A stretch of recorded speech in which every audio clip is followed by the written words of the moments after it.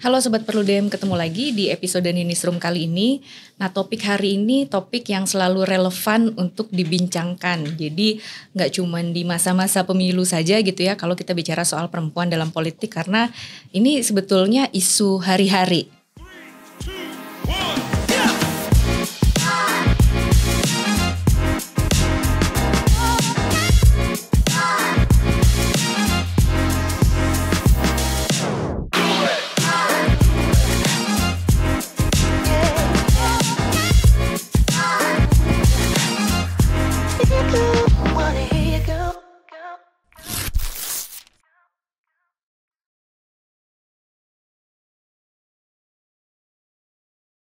Nah, sekarang saya sudah bersama dengan Mbak Mike Ferawati, Sekjen Koalisi Perempuan Indonesia. Apa kabar Mbak Mike? Baik Mbak Nini, selamat sore Selamat juga. Selamat sore. Dan Mas Heroik lagi. Iya. Mas Heroik Ketemu lagi ya.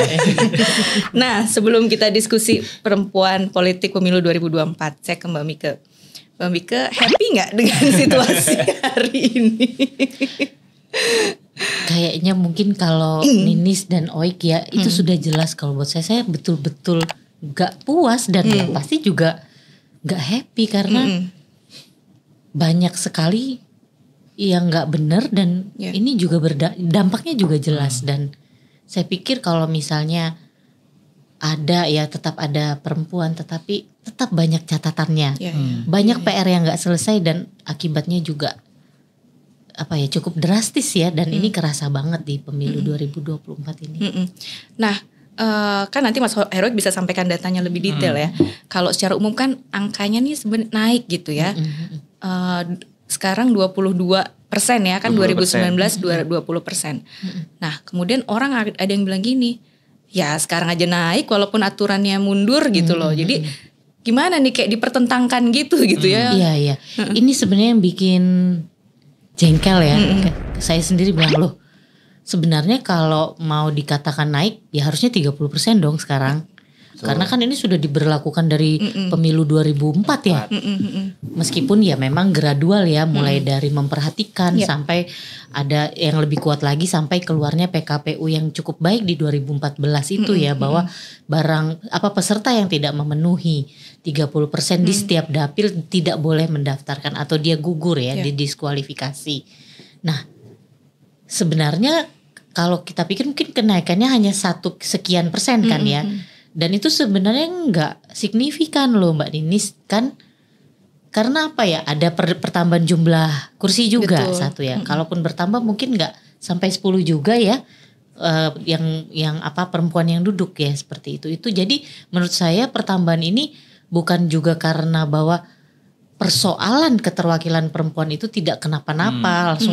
Ini justru malah menunjukkan bahwa tidak ada sesuatu yang progres gitu ya. Tidak ada yang progres karena naik menjadi 22% dengan pemilu yang sudah keberapa kali ini ya, 2024 tetap tidak 30%.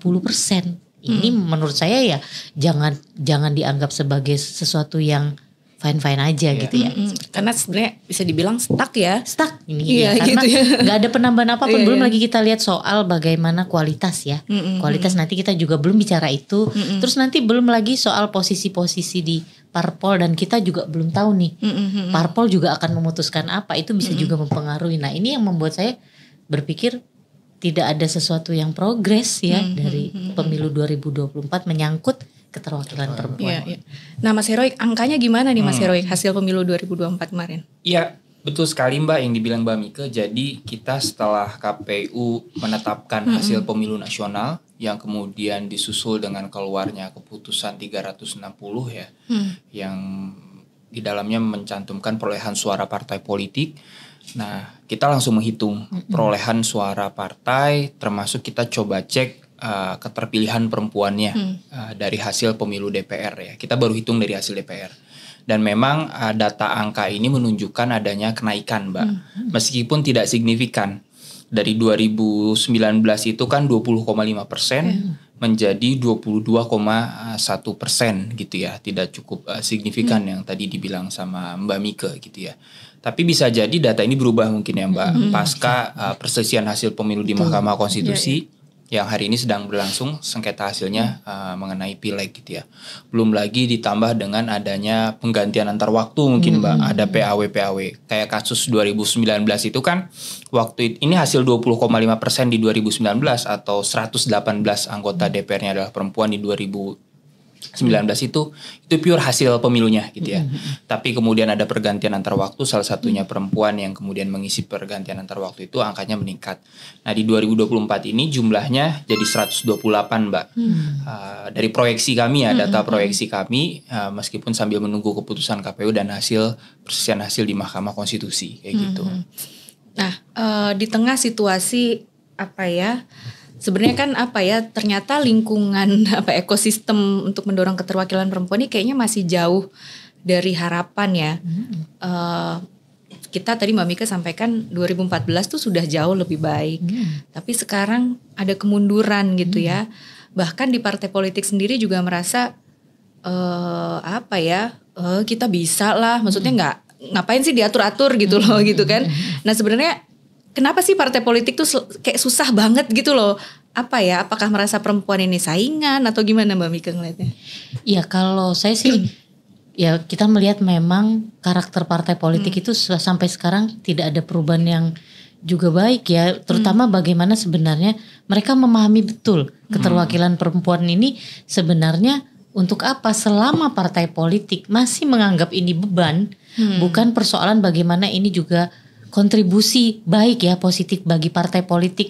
Ya kalau partai politik juga paradigmanya hanya untuk menang ya, sulit ya. Padahal kan partai politik ini tugasnya bukan cuma memenangkan dalam proses pemilu, memperluas konstituen mereka seperti itu. Tetapi bagaimana partai politik ini juga punya tugas-tugas penting ketika nanti mereka mewakili atau duduk yang itu diwakili oleh perempuan.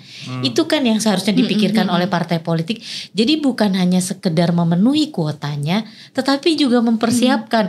Boro-boro mau mempersiapkan ya, Mbak Ninis, Mas Oing gitu ya, mempersiapkan supaya misalnya kader perempuan mereka itu betul-betul bisa kerja nanti. Nah ini soal bagaimana mereka juga mau memenuhi 30% aja dianggap beban, anggot-anggotan kan mereka gitu. Bahkan ada yang memang partai tanpa melihat PKPU yang kemarin ya, mereka sudah mempersiapkan, tapi ujung-ujungnya ya udah emang kita dipermudah kok dengan aturan itu, ya sudah. Justru yang sudah mereka siapkan baik itu malah menjadi melemah karena mereka juga memegang PKPU tadi. Padahal kenapa kalau mereka juga berjuang, misalnya kayak beberapa partai itu kan tetap stick ya, stick on apa yang mereka kuota itu memang harus terpenuhi, seperti misalnya PKS ya, kita ambil saja contoh. Itu mau ada PKPU berubah kan mereka memang tetap kejar ya 30 itu di semua dapil seperti itu.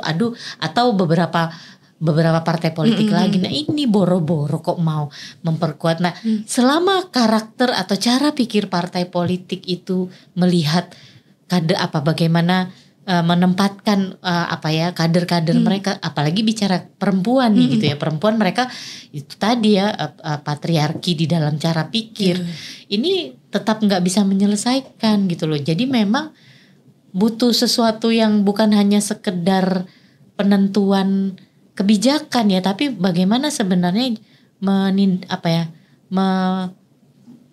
mendudukkan ya, terutama banyak hal ya kalau kita lihat aspeknya ya, bukan cuma kebijakan tapi penyelenggaranya juga nih. Penyelenggaranya juga lucu kan, 2014 2019 kita punya penyelenggara yang betul-betul saklek 30 nggak 30. Nah ini kok malah dikurangin, malah ini kan sesuatu, ada apa sebenarnya? Kembali lagi partai politik memang sampai saat ini belum terlihat ya punya komitmen ya, atau punya betul-betul punya semacam ya 30% itu bukan hanya untuk kepentingan bagaimana perempuan punya ruang, tetapi ini juga untuk parpolnya, untuk partai politiknya itu masih belum dilihat seperti itu. Ya kalau bicara soal penyelenggara pemilunya, padahal yang sekarang itu bukan orang baru ya, mereka kan 2014 2019 dan mereka menyelenggarakan bagian dari itu, menyelenggarakan juga di daerah, tapi kok malah kayak pura-pura nggak tahu atau pura-pura lupa nih. Nah itu yang bikin juga agak shock ya. Iya, ini betul. Saya pikir juga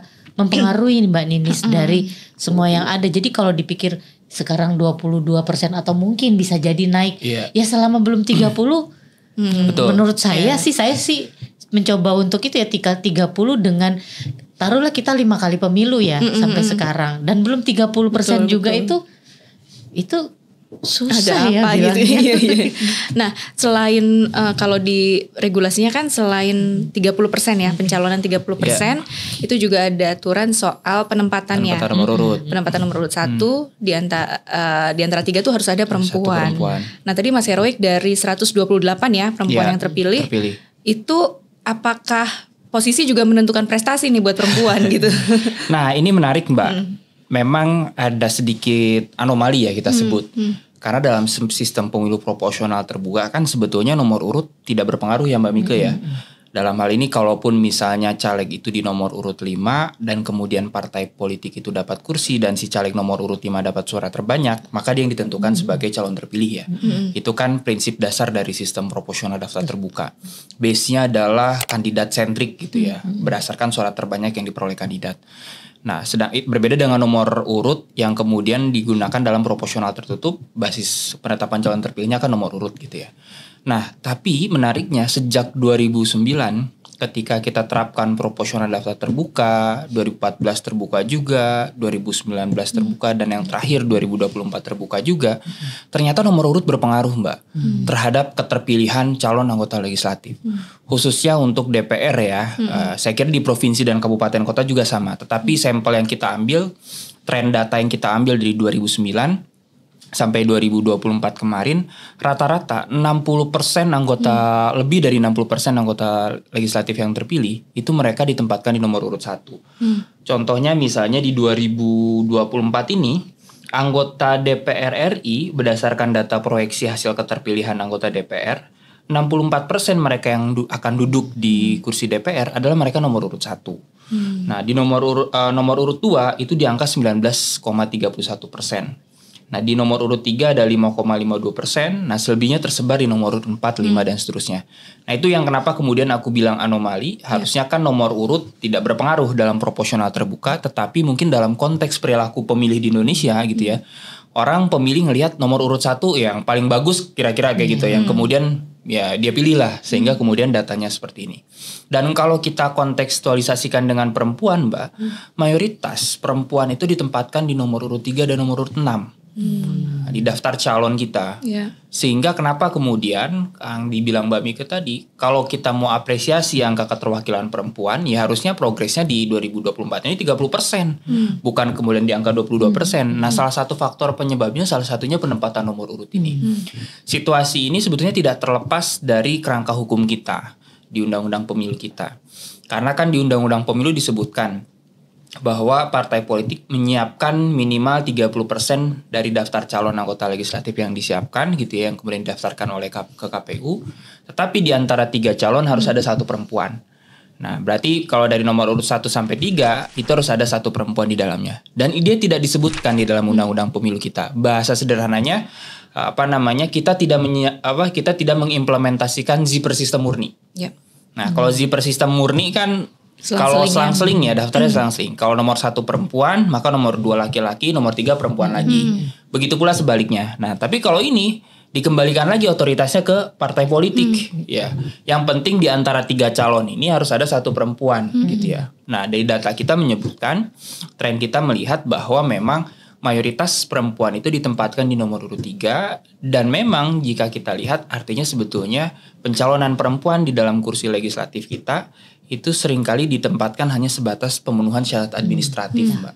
Gitu ya. Kalau memang partai politik berkomitmen penuh ya terhadap angka keterwakilan perempuan untuk meningkatkan jumlah representasi politik perempuan di lembaga legislatif, dengan melihat data ini yang sebetulnya trennya ini sudah terbuka dari 2009, 2014 dan 2019, harusnya mereka berkomitmen penuh untuk menempatkan perempuan di nomor urut 1. Tapi ya realitasnya terbalik seperti itu.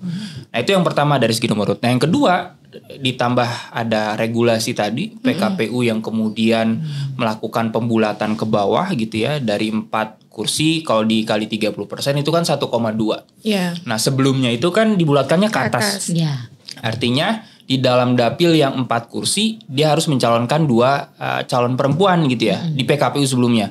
Tapi karena ada pembulatan ke bawah hanya ada 1 perempuan gitu yang diwajibkan. Meskipun kita bersyukur Mahkamah Agung mengabulkan permohonan kita untuk membatalkan ketentuan itu. Jadi memang satu sisi tadi lemahnya komitmen parpol, di sisi lain memang kita ada kemunduran dalam konteks kebijakan afirmatif kita, khususnya dalam kuota pencalonan 30% ini. Nah Mbak Mika ini kan tadi kalau dari data ternyata mayoritas tuh yang di nomor urut 1. Itu baik laki-laki maupun perempuan ya Mas Heroik ya. Iya, betul. Keterpilihannya tinggi. Nah perempuan ini punya kuasa gak sih Mbak Mika untuk bisa milih nomor urutnya gitu? Iya, di pengalaman ya. Ini menarik sekali nih kalau dari cerita kawan-kawan caleg perempuan ya. Mereka itu memang tidak punya tidak punya ruang untuk bisa bahkan bargain ya. Bahwa sebenarnya sebagai kader misalnya dia kader sudah 20 tahun gitu ya dan bahkan dia mungkin portofolionya telah menunjukkan betapa punya kontribusi besar ya, tetapi tetap tidak bisa gitu ya. Banyak sekali pertimbangan partai. Kadang juga partai politik itu kalaupun dia menempatkan perempuan di nomor urut 1, itu yang betul-betul menurut partai politik itu yang istilahnya punya kans besar gitu ya. Sehingga jangan harap ya kader-kader yang gak punya background dinasti, kader-kader perempuan yang gak punya kemampuan finansial itu bisa punya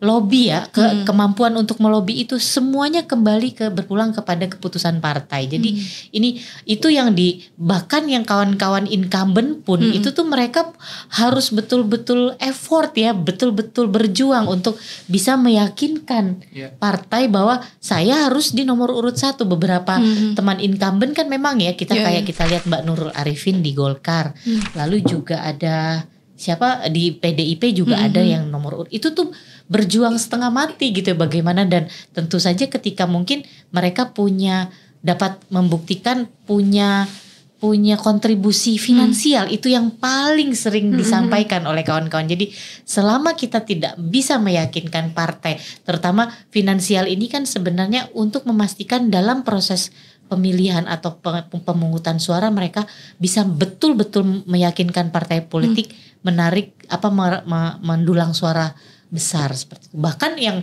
kadang-kadang suaranya juga banyak itu bisa berbeda loh dengan keputusan partai politik. Jadi betul. Memang ya itu tadi selama tidak berbanding lurus ya komitmen partai, dan kalaupun itu ditempatkannya itu juga menurut saya masih belum bisa terlihat bahwa ini equal ya gitu ya, siapapun ya, maksudnya bahwa sistem untuk menempatkan perempuan per sistem atau nomor urut 1 atau nomor selang-seling tadi gitu ya, itu tidak semudah kita juga maksudnya ini kan sistemnya udah seperti itu gitu, nggak bisa. Ini kembali lagi kekentalan politik, terutama politik transaksi itu tadi itu yang memang masih membuat kader-kader atau politisi perempuan di setiap parpol itu menyatakan berat. Saya pikir hampir semua partai politik ya itu menyatakan perempuan itu mesti berjuang lebih kuat daripada laki-laki.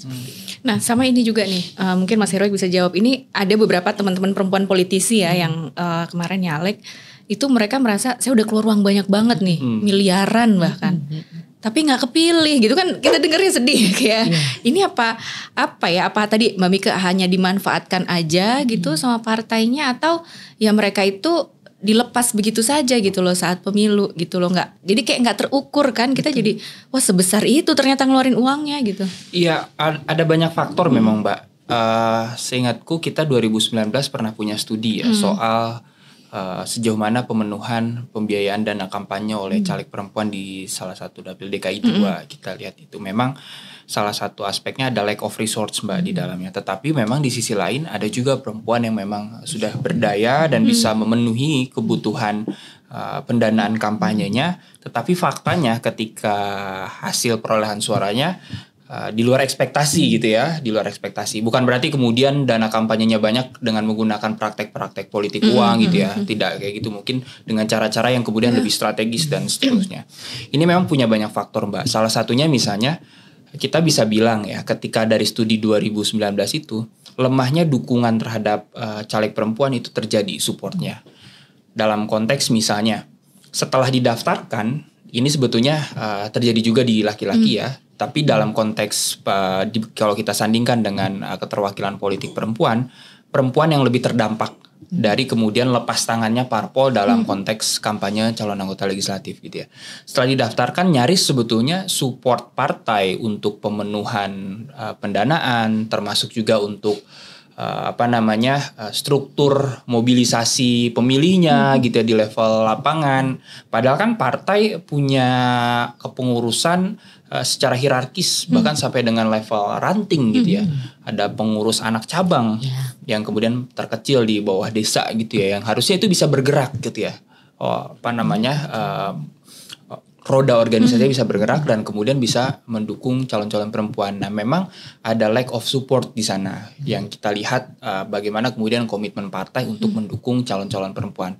Padahal dia sudah punya cukup finansial gitu ya. Dan di sisi lain mungkin bisa jadi memang ada faktor pemilih juga yang kemudian melihat masih lain gitu ya dalam konteks pencalonan kepemimpinan perempuan. Tetapi saya kira faktor itu tidak jadi dominan ya Mbak dalam hal ini. Karena kan hari ini di tengah arus demokratisasi, lalu kemudian ada penyebaran informasi yang cukup masif. Dan saya kira ruang-ruang sekat-sekat budaya patriarki itu semakin lama semakin tergerus sebetulnya. Dan saya yakin soal aspek kepemimpinan perempuan di mata pemilih sudah jauh lebih dianggap penting seperti itu. Tetapi memang dilihat dalam konteks lapangan mungkin dalam beberapa kasus masih ada, tetapi tidak cukup signifikan seperti itu. Nah Mbak Mika, tadi kan Mas Heroik katakan bahwa kadang-kadang perempuan ini ketika sudah DCT ya udah dilepas sama partainya. Apakah itu memang terjadi Mbak? Iya, perempuan memang ya karena partai politik itu ya itu tadi masih melihatnya itu gender netral ya seperti itu. Jadi laki-laki perempuan itu masuk pada kompetisi bebas ya. Ya kalau itu dan yang paling kadang-kadang ini juga akhirnya membuat perempuan tidak peka ya bahwa sebenarnya kesempatan itu memang tidak berbanding setara gitu ya. Jadi ya selalu ketika ya memang saya sudah banyak habis uang tapi ini konsekuensi. Nah, ini kan juga kita itu tadi yang kita bilang kita nyesek ya. Aduh, ini perempuan sudah banyak sekali modal yang digelontorkan ya. Investasinya bahkan sudah banyak, tetapi akhirnya dia juga harus menelan pil pahit itu dengan ini konsekuensi berpolitik, padahal kancahnya itu tidak seperti itu gitu loh. Kancahnya memang maksudnya ruangnya atau fieldnya itu nggak sama kan perempuan dan laki-laki itu. Pengambilan keputusan, bagaimana ini juga harus manajemen mereka melewati proses pemilu itu nggak sama loh ya. Itu suka nggak suka. Nah, ini bagaimana partai melihat itu? Kan nggak dilihat gitu loh, bagaimana sebenarnya battle ini, field battle-nya tuh udah nggak sama gitu ya. Terus ya perempuan punya uang lebih banyak dari laki-laki pun ini memang ujung-ujungnya perkaranya bukan lagi soal uang jangan-jangan gitu kan, tapi ya memang belum lagi ya itu tadi pola pemilu kita yang ini juga mungkin catatan saya Mbak Ninis ya, yang sejak bersama-sama serentak itu mempengaruhi karena pilpres itu jauh lebih digaungkan ya, gaungnya tuh atau wacananya tuh jauh lebih kuat sehingga ini dalam 2014 2019 sangat kerasa itu last minute. Siapa perempuan yang mau kita pilih? Itu koalisi perempuan mesti ditelepon. Untuk dapil ini siapa Mika gitu kan, langsung gitu.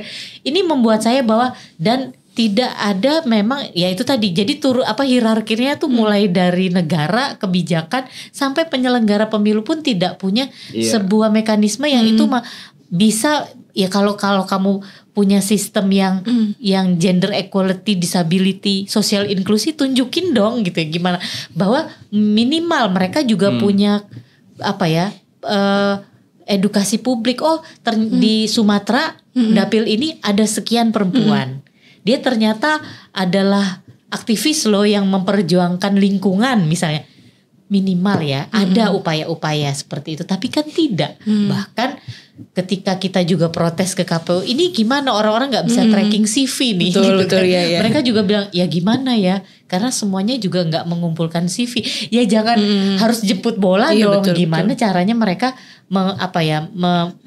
men-setting bahwa semua kalau perlu titik berat atau sesuatu yang misalnya outstanding ya dari siapapun ini kalau mau dilihat juga bukan cuma caleg perempuan, caleg laki-laki. Kenapa? Supaya kita justru bisa membantu pemilih juga. Oh, jangan-jangan ternyata dia punya persoalan pidana sebelumnya. Itu kan juga penting. Tapi kan ini tidak terlihat mulai dari 2014 nih Mbak Ninis ya. Jadi pemilu kita itu kental sekali dengan pemilihan capres, cawapres doang. Iya, sejak serentak itu ya. Nah, Mbak Mika ini kan sebenarnya yang skeptis, yang sinis tuh masih banyak gitu, kayak ngapain sih harus kita kebijakannya lebih progresif gitu ya terkait kebijakan afirmasi.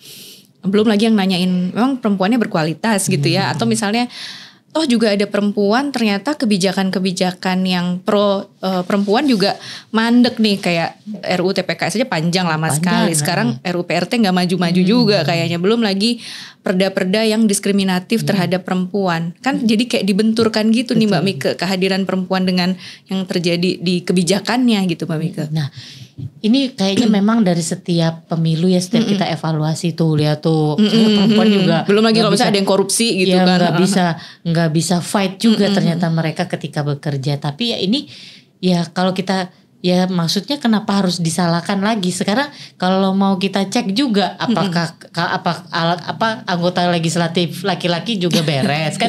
Kalau mau saya sih kalau membalasnya nggak bisa apple to apple gitu dong, mentang-mentang dia yang sedang kesorot. Nah itu tuh perempuan tuh kayak gitu. Bahkan mungkin salah statement di media aja. Nah itu tuh caleg perempuan tuh statement aja nggak jelas gitu ya. Tapi apakah bagaimana dengan anggota legislatif laki-laki lain yang juga statementnya kadang-kadang kacau ya? Kenapa itu tidak dihitung seperti itu? Nah ini soal begitu saja. Tetapi tetap kembali ya bahwa persoalan kemampuan, kapasitas. Ya kita tuh setiap pemilu, habis pemilu itu seperti memutar film yang sama ya seperti itu. Jadi belum lagi ketika background dari caleg perempuan itu benar-benar tidak disiapkan oleh partai politiknya. Bayangkan artis atau anaknya, saudaranya petinggi partai yang mungkin background atau mungkin kawah candra di mukanya nggak disiapkan nih. Itu kan sebenarnya tugasnya partai juga. Bagaimana menyiapkan kader-kader mereka baik perempuan maupun laki-laki, siap nggak? Bagaimana menjalankan fungsi parlemen? Ini kan yang akhirnya menjadi turun tangan ngos-ngosan masyarakat sipil lagi yang gitu. Bagaimana dong dilatih bagaimana fungsi parlemen mulai dari budget, pengawasan, legislasi gitu kan? Itu tugasnya harusnya heavy-nya ada di partai politik. Tapi kalau partai politik tidak pernah punya program yang jelas, tidak pernah punya agenda capacity building, mau perempuan maupun laki-laki ya parlemen kita ya tetap gitu. Kadang-kadang yang dibahas kebijakannya apa, tapi mereka juga mikirnya apa. Seperti misalnya kita contoh kayak undang-undang RUU perlindungan pekerja rumah tangga yang sampai sekarang aja kayak segan ya, nggak kayak penting tapi kok juga nggak dan sedihnya lagi ini justru yang memperberat. Kalau saya dengar dari kawan-kawan yang memang betul-betul berhadapan, ini justru ketua DPR-nya loh, dan ketua DPR-nya perempuan. Ini saya mau bilang ini soal ironis ya seperti itu. Nah, hal-hal seperti ini kan juga saya mengembalikan juga bagaimana partai politik ini memperkuat sendi-sendinya, termasuk di sana ada kader mereka gitu ya. Ini sebenarnya untuk menuju apa sih? Ya kan kita tuh baru melihat partai itu baru ribut ya, baru riweh. Itu 1 tahun sebelum pemilu. Betul. Baru nanya-nanyain ini gimana nih? Ada nggak Mbak Mika aktivis di daerah ini yang bisa kita rekrut? Seperti itu. Nah itu sudah menjelaskan bahwa memang partai nggak punya agenda jelas. Nggak bagaimana sebenarnya mempersiapkan, tapi ujung-ujungnya tuh kan perempuan. Padahal sebenarnya ya juga harusnya berbanding. Emang juga ada emang nggak ada anggota legislatif laki-laki yang juga nggak mutu gitu ya misalnya contohnya. Kan juga ada. Cuma kenapa ketika ini selalu menjadi bumerang ya nih, kamu memperjuangkan 30 tuh seperti itu. Tapi kan kita juga siapa perempuan yang duduk ini juga sakit kepala ya.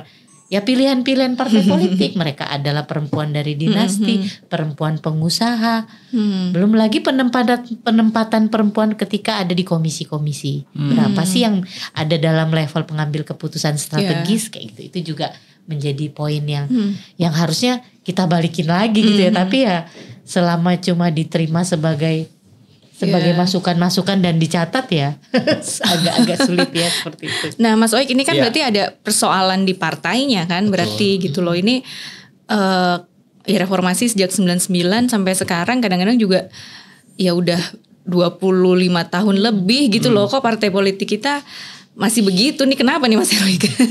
Nah ini yang menarik ya, memang apa yang dibilang Mbak Mike tadi ini persoalan yang sistemik ya Mbak ya. Mulai dari konteks regulasi, institusi gitu ya, yang kemudian memang kita masih punya banyak pekerjaan rumah yang harus diselesaikan gitu ya. Dan memang kan kalau kita lihat dalam konteks sejarah pergerakan politik perempuan di awalnya gitu ya, perempuan untuk terjun langsung di dalam dunia politik formal pun penuh dengan perjuangan kan ya. Waktu itu mulai dari perempuan pada awalnya tidak diberikan hak pilih gitu ya. Dan di pemberian hak pilihnya juga terlambat pada waktu itu, berbeda dengan laki-laki. Dan ternyata ini aktor utama politik demokrasi, partai politik yang seharusnya juga bisa mencerminkan konteks representasi politik dari segi gender tidak berjalan secara maksimal. Dan itu dimulai dari segi awal pendiriannya juga gitu ya. Meskipun misalnya contoh ya Mbak, sejak 2004 itu kan syarat untuk mendirikan partai politik salah satunya adalah menempatkan perempuan 30% di kepengurusannya gitu ya. Nah, dari pusat, provinsi sampai dengan kabupaten kota. Itu di undang-undang partai politik kita disebutkan. Tetapi tujuan utamanya kan sebetulnya agar kemudian punya apa yang disebut Mbak Mika tadi, perspektif gendernya kuat. Sehingga ketika perempuan sudah menduduki kursi-kursi strategis di pengurusan partai, maka dia akan tarik lebih banyak perempuan lain untuk terlibat di dalam kepengurusan partai, dan dalam pencalonannya akan lebih jauh berperspektif gender gitu ya, dan seterusnya. Tetapi faktanya memang kalau kita telusuri lebih jauh ya, syarat ini ya selebih lagi hanya sebatas formalitas. Karena kalau kita lihat dan bedah lebih jauh, penempatan perempuan 30% di pengurusan partai itu bukan di posisi-posisi strategis ya Mbak. Nah misalnya contoh ya di badan urusan rumah tangga gitu ya. Posisi-posisi domestik itu masih melekat gitu loh di perempuan ketika perempuan masuk di dalam struktur kepengurusan.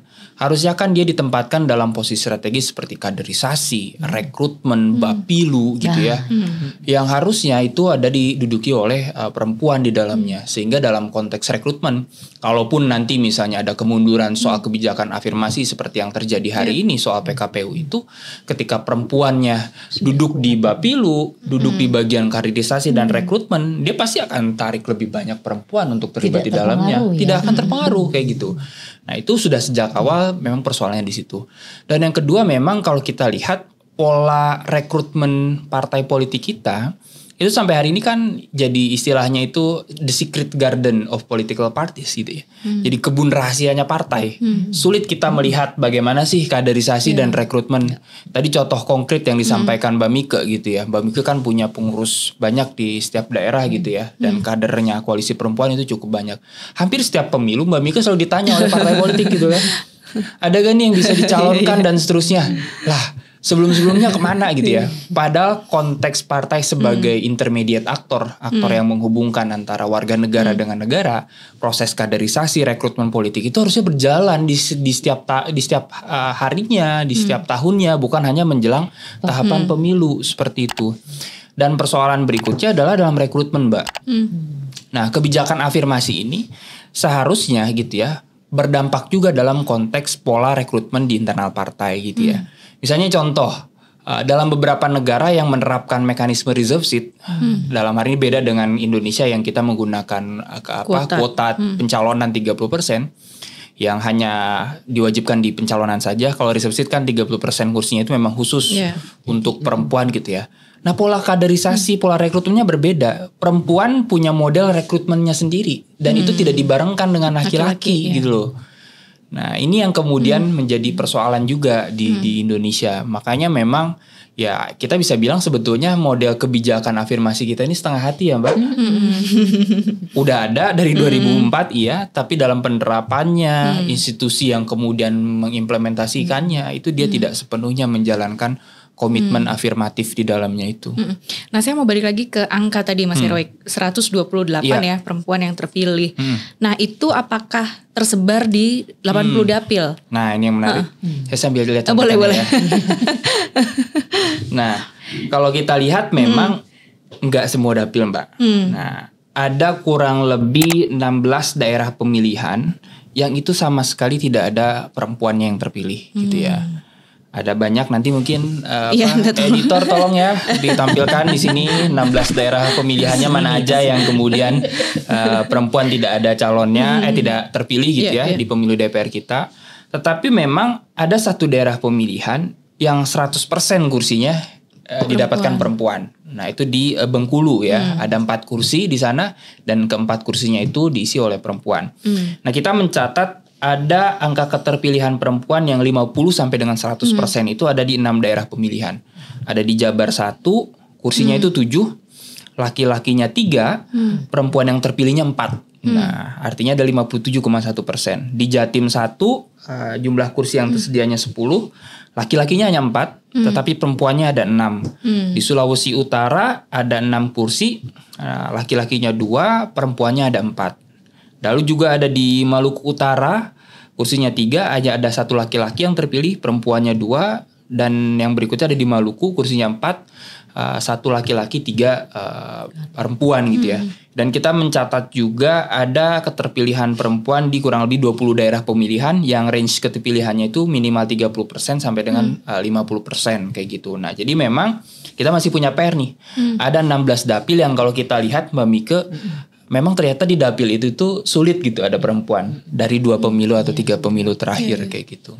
Iya, apakah ini juga menunjukkan di masyarakat Mbak Mike bahwa masyarakat kita juga ragu gitu loh untuk milih perempuan. Kan sebelum-sebelumnya ada kampanye perempuan pilih perempuan gitu ya. Karena kalau dari jumlah pemilih perempuan aja sama laki-laki kan perbandingannya hampir 50-50 gitu Mbak Mike.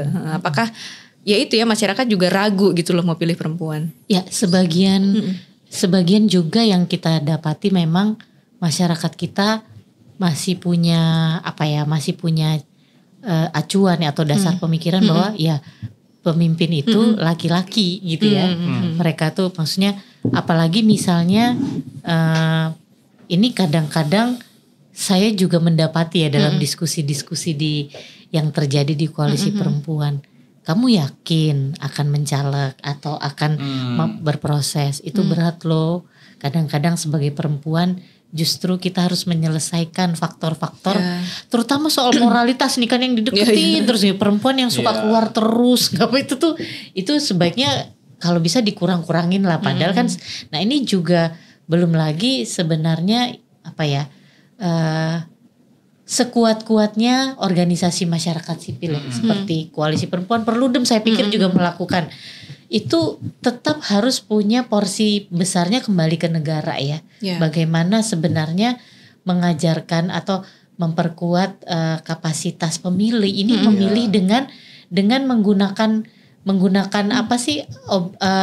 objektivitas gitu ya, bahwa ya pemilih itu harus kamu lihat apakah dia mau perempuan mau laki-laki, apakah dia layak untuk dipilih. Nah ini kan agak sulit ya. Jadi kadang-kadang ini juga terjadi di masyarakat kita, termasuk apalagi ketika masyarakat kita itu dipengaruhi ya dengan itu tadi, masih ada anggapan-anggapan ya perempuan tuh kalau udah nggak ada laki-laki gitu baru kita pilih gitu ya, karena memang sudah nggak ada calon laki-laki.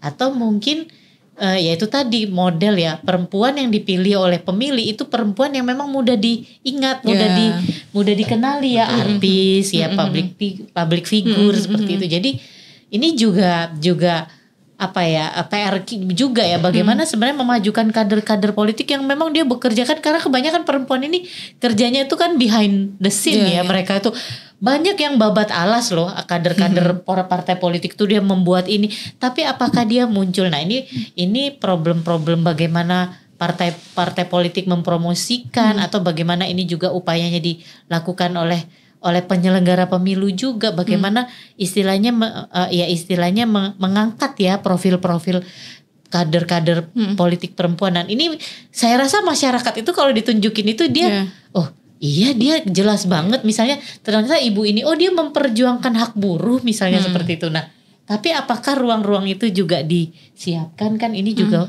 masih lemah ya seperti itu. Jadi memang satu masyarakat kita tahu betul lah apalagi proses pemilu kemarin ya hanya dengan guyuran bansos saja itu sudah selesai seperti itu. Nah, bagaimana lagi kita mau mengajak mereka untuk memilih secara smart gitu ya, secara cerdas. Ini PR banget memang apalagi kita saya merasa bahwa memang bansos atau serangan fajar itu sudah terjadi dalam setiap pemilu-pemilu yang dulu-dulu gitu. Tapi pemilu ini lebih parah dan itu menghentakkan kita bahwa ternyata masyarakat kita pun yang kita anggap bahwa sudah lebih terakses lah, apalagi sekarang dunia digital ya, media sosial. Ternyata tak mampu juga, belum cukup mampu menurut saya untuk membuat masyarakat itu punya pola-pola memilih dengan cerdas gitu ya seperti atau memilih dengan objektif tadi ya, bagaimana mereka memilih orang yang bisa kerja lah minimal, atau mereka yang nggak punya track record buruk seperti itu. Nah ini sekarang tuh saya ngeliat nuansanya masih emosional gitu ya. Kalau bicara sama politisi-politisi perempuan ya, apalagi yang kemarin nyalek tuh rasa kecewa, marahnya, bahkan ada yang bilang ini pemilu paling brutal gitu. Iya, betul. Paling brutal, paling mahal ya tadi ya. Diguyur serangan fajar, belum lagi bansos gitu ya, itu kayaknya berdampak betul gitu ya di pemilu kali ini gitu ya. Bahkan minta ini semua harus diubah nih, evaluasi harus total ya. Saya sepakat sebetulnya kita harus evaluasi gitu ya. Apalagi sekarang juga suara-suara untuk melakukan revisi itu segera dilakukan. Nah, berkaca di pengalaman waktu membahas RUU pemilu yang lalu gitu ya, Undang-Undang 7 2017 itu kan semacam ada angin surga. Tenang, nanti ada reserve seat gitu. Tapi kemudian hilang gitu aja ya Mbak Mika ya. Nah, gimana nih Mbak Mika kita ngawalnya gitu ya supaya nggak kena angin surga lagi nih. Iya, betul. Ini penting ya, meskipun kita tahu betul bahwa ini tantangannya tentu baru ya, karena pasti komposisi baru ya ke depan ini. Ya orangnya bisa jadi mungkin kita juga punya beberapa yang masih duduk ya, tetapi tentu saja kita juga sudah tahu ya beberapa champion kita nggak menang. Betul, ini seperti di parlemen ini sesuatu juga yang perlu kita petakan. Saya pikir malah memang meskipun kita tahu ya mungkin ada beberapa pendekatan atau strategi yang mungkin kemarin sudah kita lakukan, itu harus kita upayakan lagi nih Mbak Ninis. Tetapi kayaknya memang kita harus memastikan nih ya atau perlu pendekatan yang cukup kuat lagi untuk yaitu tadi reverse atau angin-angin surga atau janji-janji yang itu tuh betul-betul dan kita masyarakat sipil kayaknya mesti harus punya semacam peta jalan advokasi ya, yang itu kita perlu konsolidasi supaya nggak kecolongan. Kita ini kan bayangkan reverse it nggak dilakukan malah justru batas usia yang diurus gitu kan. Ini kan kita beberapa padahal itu sebenarnya kita tunggu-tunggu untuk menyelamatkan atau untuk memboost soal 30% ini gitu. Nah ini kita memang betul-betul harus mulai dari lingkar terdekat yang terutama juga memperkuat kelompok penekannya nih, masyarakatnya nih. Ini juga harus kita juga harus punya pembagian peran untuk itu, siapa yang pegang ini. Jadi semuanya sama-sama terkonsolidasi dan jangan sampai kelewat lagi seperti itu. Dan kalau perlu juga kita memetakan aktor betul-betul ya di parlemen sampai juga daerah, karena daerah ini juga tergerus terus ya bagi parlemen daerah ya seperti itu. Menguatkan kaukus perempuan politik ini juga penting, kaukus parlemen ya, karena kita tahu juga ini mereka juga punya kekuatan pengaruh ya. Nah kalau mereka juga nggak punya target atau nggak punya rencana seperti itu juga agak sulit. Nah kalau Mas Heroik nih terakhir, nah apa yang kira-kira perlu didorong nih revisi lah ya, kita kan pasti mau dorong revisi. Apa yang perlu didorong, yang apa ya, yang kira-kira bisa lebih fast track lagi nih rekomendasinya? Ya, pertama keluarnya putusan Mahkamah Agung soal pembulatan ke atas itu harus dimasukkan Mbak menurutku di dalam undang-undang pemilu agar kemudian tidak ada multitafsir lagi di pemilu ke depan yang kemudian melakukan pembulatan ke bawah yang pada akhirnya tidak terpenuhi 30% pencalonan perempuan, dan itu bertentangan dengan ketentuan perundang-undangan yang ada. Itu satu. Yang kedua, ya kita harus mulai dengan penerapan zipper sistem murni, Mbak. Ke depan ya apapun nanti sistem pemilunya, mau proporsional terbuka atau tertutup, kalau kemudian zipper sistem murni yang sudah kita kunci, itu akan berdampak menurutku. Ketika ada daftar selang-seling berbasiskan gender, kalau proporsional terbuka yang kita tadi lihat datanya angkanya 64% anggota DPR kita yang terpilih itu adalah nomor urut 1, ya saya kira itu nanti akan berdampak terhadap keterpilihan perempuan juga kalau kita menggunakan zipper sistem murni seperti itu. Nah itu yang kedua. Yang ketiga adalah ini ada usulan juga ya, saya kira ini sudah diusulkan oleh teman-teman gerakan politik perempuan juga sudah sejak lama ketika revisi undang-undang pemilu. Saya masih ingat betul ketika undang-undang 7 2017 itu dibahas adalah dengan pembiayaan afirmatif juga gitu ya. Pembiayaan afirmatif. Kan partai politik sekarang setiap partai politik yang dapat kursi di DPR itu DPRD provinsi dan DPRD kabupaten kota juga itu dapat dana dari negara gitu ya. Yang besarannya Rp1.000 per suara kalau DPR RI, 1.200 untuk partai politik yang punya kursi DPRD provinsi dan 1.500 untuk DPRD kabupaten kota. Tapi untuk DPRD provinsi dan kabupaten kota ini bergantung pada kemampuan anggaran daerah. Bisa jadi lebih gitu ya, seperti Jakarta salah satunya yang kemudian besaran dana negara untuk partai politiknya tinggi. Nah, tapi ada yang absen dari situ adalah ketentuan untuk memasukkan 30% dana negara itu untuk kegiatan pemberdayaan politik perempuan.